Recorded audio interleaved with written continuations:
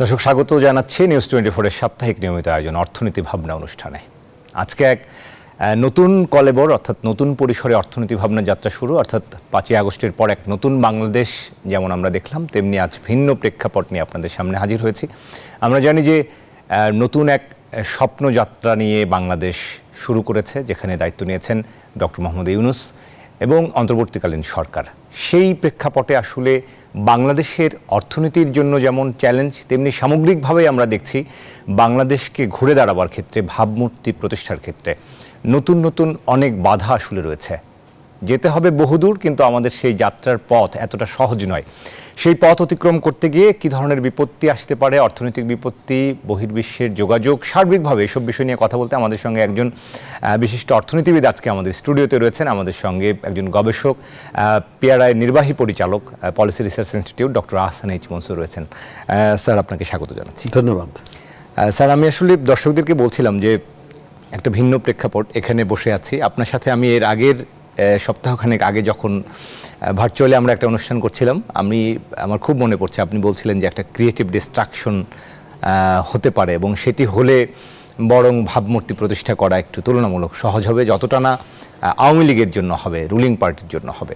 এটি স্যার আসলে আপনার কি কোথাও মনে হয়েছিল কিনা যে আসলে আমরা এক ধরনের ক্রিয়েটিভ ডিস্ট্রাকশন হতে যাচ্ছে? এটি কি আপনি একটু আন্দাজ করতে পেরেছিলেন আগেই? দেখুন, এটা যে কোনো পরিবর্তন, কিছু পরিবর্তন মানেই হচ্ছে যে আমার এক্সিস্টিং যে স্ট্রাকচার আছে সেটাকে কিছুটা হলেও ভাঙতে হবে, কিছুটা হলেও নতুন করে গড়তে হবে, কিছুটা হলেও পুনর্গঠন করতে হবে। তার মানে কি, আমি আরেকটা কিছু করব যেটা আরও সুন্দর হবে, আরও ভালো হবে, জনকল্যাণমূলক হবে, কিন্তু এর মাধ্যমে আমি কিছু ব্যক্তি, কিছু আইন, কিছু প্রাতিষ্ঠানিক নিয়ম কানুন, সেগুলোকে আমি আমূল পরিবর্তন করব।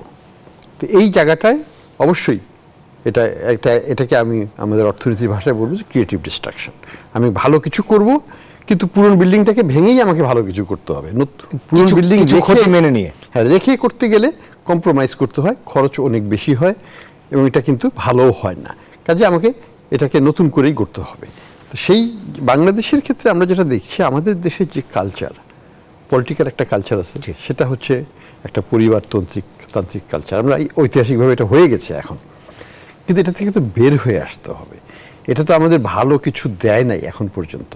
আমরা দেখেছি, আমরা সোকল্ড গণতন্ত্র প্রক্রিয়া শুরুর কথা বলছি 91 সাল থেকে, 91 সাল থেকে। তার মাধ্যমে আমরা কি পেয়েছি? এটা প্রায় কত বছর হয়ে গেল? ওইখানে 10 বছর আর এখানে আরো 24 বছর, তো 34 বছর ধরে আমরা তো একটা গণতন্ত্রের কথাই বলে আসছি এবং গণতান্ত্রিকভাবে, সোকল্ড গণতান্ত্রিকভাবে, আসলে গণতান্ত্রিকভাবে কিন্তু হয় নাই কেয়ারটেকার গভর্নমেন্টগুলো বাদ দিলে। তো সুশাসন কি প্রতিষ্ঠা হয়েছে? হয় নাই। গণতন্ত্র কি প্রতিষ্ঠা হয়েছে? হয় নাই। গণতান্ত্রিক প্রতিষ্ঠানগুলো কি সার্ভাইভ করেছে? হয় নাই। জুডিশিয়াল কি আমরা নির্মমভাবে কাজ করতে দিয়েছি? দেই নাই। প্রশাসনকে কি আমরা প্রশাসনিক কার্যক্রমকে সঠিকভাবে জনস্বার্থে ব্যবহার করেছি? করি নাই। কি করেছি আমরা? আর্থিক খাতটাকে কি আমরা অক্ষত রেখেছি, না আমরা ব্যক্তি স্বার্থে ব্যবহার করে ওটাকে ধ্বংস করেছি? সেটাই তো করা হয়েছে। তো কাজেই আমি যেটা দেখছি যে আমাদের দেশে একটা রিস্ট্রাকচারিং দরকার, যেটাকে আমি ওই আপনার যে কোটেশন দিয়ে শুরু করলেন, সেটাকে আমি ক্রিয়েটিভ ডিস্ট্রাকশনের মাধ্যমে এটা করতে হবে। অর্থাৎ যদি ধরি, পুলিশের কথাই ধরি, হ্যাঁ, পুলিশকে আমি বলবো যে এখন ফেরত আসুক, কিন্তু অ্যাট দ্য সেম টাইম আমি সরকারের উদ্দেশ্যেই বলবো এই পুলিশকে ঢেলে সাজাতে হবে, এই পুলিশকে রিট্রেন করতে হবে, তাদের মানসিকতা চেঞ্জ করতে হবে এবং একটা বড় একটা অংশ যারা অটোমেটিক্যালি ছাত্রলীগের মানসিকতা নিয়ে এখানে এসছে তাদেরকে সরিয়ে দিতে হবে। সরিয়ে দিয়ে মানুষের কল্যাণে যারা কাজ করতে চাইবে সেই ধরনের মনোবৃত্তি সম্পন্ন ব্যক্তিদেরকে নিয়েই পুলিশ বাহিনী গঠন করতে হবে। এটা একটা জিনিস বললাম। শুধু এটা নয়, আমরা যদি প্রত্যেকটা প্রতিষ্ঠানের প্রত্যেকটা সেবার জায়গায় দেখি, কোনো একটা জায়গায় আছে যেটা বলতে পারবেন যেখানে ঘুষ ছাড়া আপনি একটা কিছু পাবেন না। আপনি কর দিতে যাবেন, করের রিটার্ন দিয়ে জমা দেবেন, সেটা দিতে আপনাকে কিন্তু 5,000-10,000 টাকা ঘুষ দিয়ে ওটা জমা দিতে হবে। এই যে কালচার ডেভেলপ করে গেছে, আমার একটা লাইসেন্স দিতে যাব, আমার ড্রাইভার্স লাইসেন্স রিনিউয়াল হবে, যেটা অটোমেটিক হওয়ার কথা, সেখানে ঘুষ দিতে হবে। আমার পাসপোর্ট আমার অধিকার, সেটা আমি পাবো না যদি ঘুষ না দিই। আমার জন্ম নিবন্ধন, সেটা আমি পাবো না যদি আমি ঘুষ না দিই। আমার ইউনিয়ন পরিষদ থেকেই সেটা শুরু, একেবারে এই যে কালচার ডেভেলপ করেছে, এটা থেকে আমাকে বের করে আনতে হবে। এবং সেটার জন্য আরেকটা আমাকে যেটা প্রত্যেকটা মন্ত্রণালয়ের অধীনে যেসব সেবা দেওয়া হয় সেখানে জবাবদিহিতা আনতে হবে। স্যার একটু ইন্টারাপ্ট করবো যে স্যার এত বড় একটা দেশ, এতগুলো মন্ত্রণালয়, সেখানে আসলে মাত্র 17 জনের কাঁধে যখন পড়ে একটি অন্তর্বর্তীকালীন সরকার, সেটি আসলে কতটা আশাবাদী আপনি, যেটা আসলে করা সম্ভব বা দক্ষতার সাথে করা সম্ভব? যেহেতু নতুন নেতৃত্ব দেখছি আমরা, অনেকগুলো নতুন মুখ দেখলাম, সেটা নিয়েও একটু প্রতিক্রিয়া বলবেন যে এটা কেমন হলো আপনার কাছে? দেখুন, আমি it's too early to make a judgement. আমি খুব নির্মোহভাবে বিচার করি। আমি হয়তো 3 মাস পরে হয়তো সমালোচনা করা শুরু করব, যদি সমালোচনার জায়গা থাকে, আর যদি প্রশংসার জায়গা থাকে সেটাও বলবো নিশ্চয়ই। কিন্তু আগেই কিছু বলাটা উচিত হবে না। এটা আমি মনে করি যে প্রত্যেকটা সরকারেরই একটা হানিমুন পিরিয়ড আছে। They should deserve it, and they should use that honeymoon period not for vacation but for real work. Honeymoon পিরিয়ডে সরকারকে কি করতে হবে আমি একটু বলতে চাই। 90 দিনের বা 100 দিনের একটা প্রোগ্রাম নেন, যেটার মাধ্যমে জনগণকে প্রথমে বলে দেন যে এই সরকার কি করতে চায়, পলিটিক্যাল সাইডে কি করবে, সেবার সাইডে প্রত্যেকটা পাবলিক সার্ভিস ডেলিভারিতে কি করবে, কারণ জনগণকে তো কিছু দিতে হবে, কি করবে, এবং অর্থনীতির ক্ষেত্রে কি করবে। এই 3টা হচ্ছে মেইন। আর সামাজিক শিক্ষা ইত্যাদি ক্ষেত্রে কী ধরনের পরিবর্তন আনবে সেটাও আসুক। তো এই জায়গাগুলোকে সুন্দরভাবে পরিস্ফুট করে যদি একটা শ্বেতপত্র বা আউটলাইন, আমি এখনই ডিটেল প্রোগ্রাম আশা করব না, 3 মাসের মধ্যে 100 দিনের মধ্যে সম্ভব নয়, কিন্তু আমাকে সূচিপত্র দিতে হবে যে আমরা এই 50টা বা 100টা জিনিস আমরা করব, এবং এটা করতে আমাকে 3 বছর লাগুক বা 5 বছর লাগুক বা 3 থেকে 5 বছর লাগুক, আমরা নেব। সেটা বলতে হবে সরকারকে। আর যদি সেটা না থাকে তাহলে 3 মাস বা 6 মাস পর ইলেকশন দিয়ে আপনারা চলে যেতে পারেন। সেটা আরেকটা জিনিস হল, সেটা তার উদ্দেশ্য নয়। আমি মনে করি যে এটা হচ্ছে আমাদের একটা সংস্কার চাই, এবং সংস্কারের আউটলাইনটা দিতে হবে সরকারকে হানিমুন পিরিয়ডের মধ্যেই, এবং সেটাকে আমরা বিশ্লেষণ করব যে এটা কি ঠিক নাকি এটার সাথে আরও কিছু যোগ করতে হবে বা আরও কিছু অ্যাডজাস্টমেন্ট করতে হবে। সেগুলো করে এটাকে একটা সঠিক দিকে সঠিকভাবে নিয়ে যেতে পারবে সরকার, স্টেক হোল্ডারদের সাথে আলোচনা করে। এবং আমি বিশেষ করে আন্ডারলাইন করব যে এই ক্ষেত্রে সরকার খুব ছোট, সরকারের মধ্যে এমন কোনো গভীরতা নাই যেটা সরকার এককভাবে করতে পারবে। যারাই এখানে সহায়তা দিতে চাইবে, যার রেসপেক্টিভ, সেটা সমাজবিজ্ঞানী হোক, সেটা রাষ্ট্রবিজ্ঞানী হোক, সেটা কনস্টিটিউশনাল এক্সপার্ট হোক, সেটা অর্থনীতিবিদ হোক, সেটা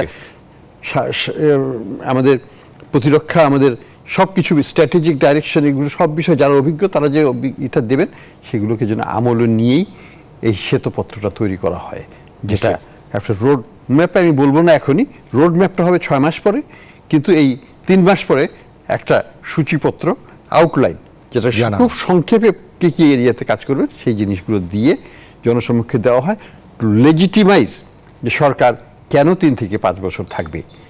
নিশ্চয়ই স্যার, কোথাও কি মনে করেন যে স্যার আমাদের মনোজগতে, আমাদের যে সংস্কৃতি, আমরা যে ধরনের আচরণে বা বৈশিষ্ট্য সম্পন্ন বাঙালি মানুষ, সেই বাঙালি সত্তা, সেই জায়গাটিতে এই যে ঘুষ, দুর্নীতি একেবারে তৃণমূল থেকে, সেটিকে আসলে এই অন্তর্বর্তীকালীন সরকারের পক্ষে কি একেবারেই চাইলে সম্ভব কিনা যে কমিয়ে আনা বা একেবারে শূন্যে নামিয়ে আনার চেষ্টা করা? দেখুন, এখানে একটা শুরুতে সেই বার্তাটা পৌঁছে দিতে হবে।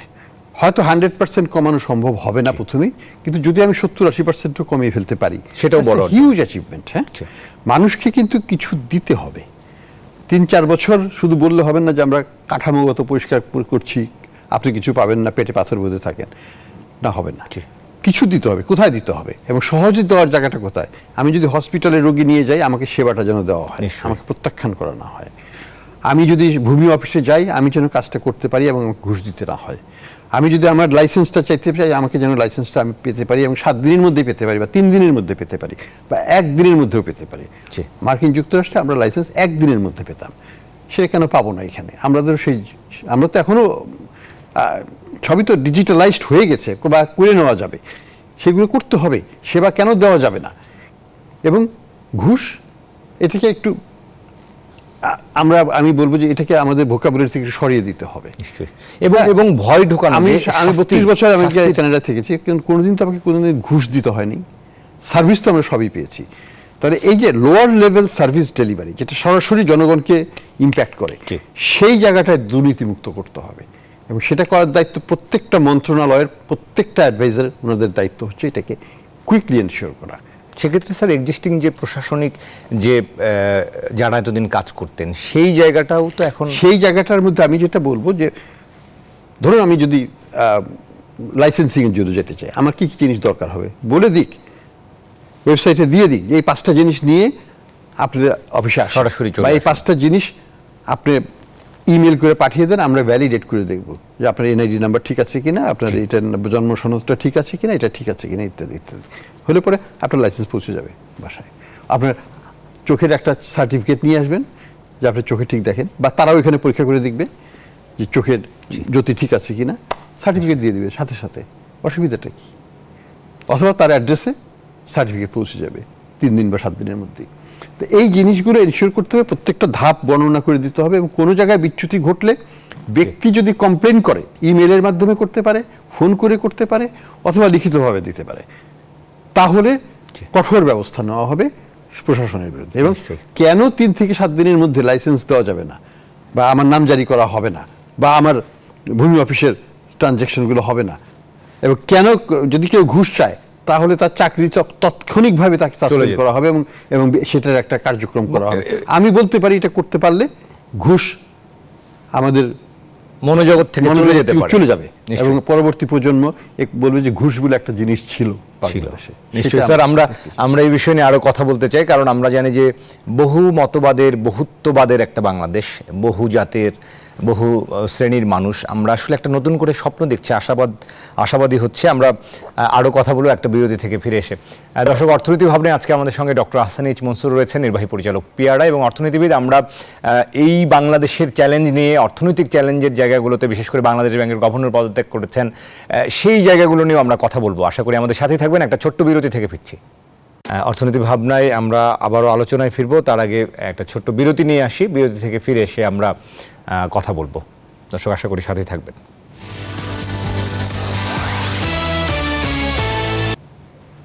দর্শক, বিরতির পর আবারও স্বাগত অর্থনীতি ভাবনা অনুষ্ঠানে। আজকে আমরা কথা বলছি, আমাদের সঙ্গে রয়েছেন ডক্টর আহসান এইচ মনসুর, নির্বাহী পরিচালক পিআরআই, অর্থনীতিবিদ।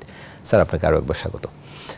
আমরা ডক্টর ইউনূসের বক্তব্য শুনছিলাম বিরতির আগে, সেখানে আরও নতুন আশা আকাঙ্ক্ষার কথাও ছাত্ররা তুলে ধরছিলেন। স্যার, আমাদের জন্য আসলে আপনি যদি এই মুহূর্তের অগ্রাধিকার ভিত্তিতে, সরকারের যেটি বলছিলেন যে 90 দিনের মধ্যে এক ধরনের রোড ম্যাপ, অগ্রাধিকার ভিত্তিতে কোন কাজগুলোতে আসলে সরকারের হাত দেওয়া উচিত, মনোযোগ দেওয়া উচিত, বিশেষ করে সংস্কারের কথাই যদি আসি স্যার? দেখুন, মানুষের কিছু প্রত্যাশা আছে, এবং কিছু প্রত্যাশাকে শর্ট টার্মে মেটাতে হবে, লং টার্মেরটা তো আছেই। এখন এখানে যেমন ইমিডিয়েট ক্রাইসিস হচ্ছে ব্যাংকিং খাতে, ব্যাংকের মালিকানা নিয়ে দ্বন্দ্ব চলতেছে, ব্যাংকের লিকুইডিটি ক্রাইসিস চলছে, আন্দোলন চলছে, বাংলাদেশ ব্যাংকের কোনো কর্মকর্তা নাই, গভর্নর চলে গেছেন, নাই, গভর্নর পদত্যাগ করেছেন, ডেপুটি গভর্নরও পদত্যাগ করেছেন। এটা ক্যাওস। এখানে মানে আমি বলবো যে অর্থ উপদেষ্টা সালাউদ্দিন সাহেব, ওনার ইমিডিয়েট অ্যাটেনশনটা এখানে দিতে হবে, এটাকে স্ট্রিমলাইন করতে হবে, এবং যথাযথ হায়ারিংয়ের মাধ্যমে ওই পজিশনগুলোকে ফিল আপ করতে হবে। তারপরে যে জিনিসটা হচ্ছে যে ব্যাংকিং খাতের সংস্কার কর্মসূচিটাকে নিয়ে ইমিডিয়েটলি ভাবতে হবে শর্ট টার্ম কী করা যায়, জাস্ট টু স্টেবিলাইজ ইট। তারপরে হচ্ছে এটাকে শক্ত পায়ে দাঁড়ানোর জন্য কি করতে হবে, সেটা হচ্ছে মাল্টি ইয়ার স্ট্র্যাটেজি। সেই স্ট্র্যাটেজিটা 6 মাসের মধ্যে করে ফেলতে হবে ওনাদেরকে, এবং এটা একটি ব্যয় সাপেক্ষ ব্যাপার। ব্যাংকিং খাতের জন্য হয়তো 2 লক্ষ 3 লক্ষ কোটি টাকা লাগবে, হিউজ অব্লিগেশন, বাজেটের সমান টাকা লাগবে, এখানে প্রায় বাজেটের অর্ধেক টাকা লাগবে।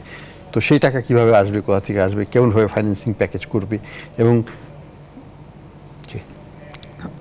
এই টাকাটা কিসের বিনিময়ে দেওয়া হবে, সরকারের ইকুইটি কতখানি থাকবে, সরকার কতদিন পর্যন্ত এই ব্যাংকগুলোকে মালিকানা ধরে রাখবে, কেন রাখবে, পরবর্তীতে কীভাবে ডিসপোজ অফ করবে সেই মালিকানা, ইত্যাদি বিভিন্ন ইন্টারন্যাশনাল এক্সপিরিয়েন্স আছে। যেমন গ্লোবাল ইকোনমিক ক্রাইসিসের সময় মার্কিন সরকার প্রচুর ব্যাংক এবং ইন্স্যুরেন্স কোম্পানিকে অর্থ দেয়, তারা সেখান থেকে ইকুইটি নেয় মানে তারা শেয়ার হোল্ডিংটা ওই অর্থের বিনিময়ে শেয়ার হোল্ডিং নিয়ে নেয় এবং পরবর্তীতে ওই শেয়ার তারা বিক্রি করে দিয়ে লাভজনকভাবে আবার চলে আসে। সো ক্রাইসিস ম্যানেজমেন্টের সময় যখন দাম কম থাকে তখন সস্তায় শেয়ারটা কিনে নিতে হবে এবং সেটাকে পরবর্তীতে উচ্চ মূল্যে বিক্রি করে সরকার বেরিয়ে আসতে পারে। তো এটা যে পুরোপুরিভাবে অলাভজনক হবে তাও না, লাভজনকও করা যেতে পারে যদি প্রতিষ্ঠানগুলোকে আমরা দাঁড় করিয়ে ফেলতে পারি। তো কাজে আমি মনে করি যে সরকারকে এগুলো নিয়ে ভাবতে হবে, রোড ম্যাপটা তৈরি করতে হবে এবং কমিটি করে এটাকে করে ফেলতে হবে। এটা আর্থিক খাতের বিষয় ব্যাপার। আমাকে ইনফ্লেশন কমাতেই হবে, ইনফ্লেশনকে 10% রেখে সরকার পপুলার থাকবে এটা ভাবলে হবে না। কাজে কিভাবে কমাতে হবে, কত তাড়াতাড়ি কমাতে হবে, ইমপ্র্যাকটিক্যাল কথাবার্তা বলে লাভ নেই। ওই আগের গভর্নর সাহেবের মতো যে আমরা আনঅর্থোডক্স অ্যাপ্রোচ করবো অমুক করবো এইসব কথা আমরা আগেও শুনেছি, পপুলিস্ট কথা বললে হবে না। অন্যান্য সেন্ট্রাল ব্যাংক যেভাবে করেছে আমাদেরকে সেইভাবেই করতে হবে। ওষুধ দাওয়াই কিন্তু একটাই থাকে, একটা ওষুধের জন্য এক ধরনের দাওয়াই থাকে। তা ইনফ্লেশনের দাওয়াই কিন্তু আইডেন্টিফাইড দাওয়াই, কাজে সেই মেডিসিনই দিতে হবে যে মেডিসিনটা কাজ করে, অন্যান্য আরও 15টা দেশে করেছে, বাংলাদেশেও করবে। স্যার আমাদের সময় শেষ এক মিনিটে একটু শুনতে চাই। সবার মধ্যে একটা আশা দেখছি, আকাঙ্ক্ষা দেখছি, স্বপ্ন দেখছি, আবার একই সাথে একটা মহল বা কোথাও থেকেও একটা দেখছি আবার এক ধরনের প্রতিহিংসার জায়গাটাও আছে। সেই সতর্কতার জায়গাটা আসলে সরকারের কি হওয়া উচিত, সেটা একটা বাড়তি সতর্কতা। দেখুন, যে কোনো ভালো কাজে বাধা আসবে, বাধা আসবে না এটা ভাবাটা হচ্ছে অবান্তর একটা, মানে আমি বলবো অপরিপক্কতার সিদ্ধান্ত। কাজেই আমাকে সে বাধা অতিক্রম করার জন্য আমাকে কি করতে হবে, আমাকে কিছু ডেলিভারি করতে হবে। আমি যেটা আগে বলছিলাম যে সার্ভিস ডেলিভারি, অর্থাৎ সেবাটাকে পৌঁছে দিতে হবে এবং এটা দ্রুত, এটা 6 মাসের মধ্যে এটা করা সম্ভব। এগুলো যদি করতে পারি, আমি যে কিছু দিতে হবে তো জনগণকে, মূল্যস্ফীতিটা যদি 6 মাস পরে কমিয়ে আনতে পারি সেটাও একটা জিনিস। এবং সাথে যদি কংক্রিট একটা রোড ম্যাপ, একটা প্ল্যান আমরা দিতে পারি 6 মাসের মধ্যে জনগণকে, যে আমরা এই 50টা বা 100টা জিনিস করব, এইভাবে করব, এবং তাদের সহায়তা চাই, তার ধৈর্য চাই, তারা যেন আমাদের সাথে থাকেন সত্যিকারের পরিবর্তন। এবং ইন দ্য মিন টাইম আমরা কিছু কিছু করে তাদের লাইফকে কিছুটা স্বস্তিতে আনবো, সেটুকু যদি করতে পারেন সরকার পলিটিক্যাল ইকোনমিটাকে ম্যানেজ করতে পারবেন এবং দেশ একটা ভালো দিকে যাবে, এটা এই আশাই আমি আশা করি। স্যার অসংখ্য ধন্যবাদ জানাই। আমরাও সেই আশাবাদী যে এই বহু মতবাদের, বহু চিন্তার মানুষ থাকবে, কিন্তু সবাইকে সাথে নিয়ে যে সাম্যের বাংলাদেশ সেটি নিশ্চয়ই একটা প্রতিষ্ঠা হবে। নতুন যে স্বপ্ন তৈরি হয়েছে সেটি যেন আসলে বাস্তবায়ন হয়। স্যার ধন্যবাদ জানাই আমাদের স্টুডিওতে আসবার জন্য। ধন্যবাদ। দর্শক, আমাদের সঙ্গে কথা বলছিলেন ডক্টর মনসুর। আমরাও আশা করব নতুন বাংলাদেশ যে নতুন বিপ্লবের হাত ধরে আসলো সেটি যেন কোনোভাবেই ভুলুণ্ঠিত না হয়, সেই প্রত্যাশায় আজকের মতো শেষ করছি। সবাই ভালো থাকুন।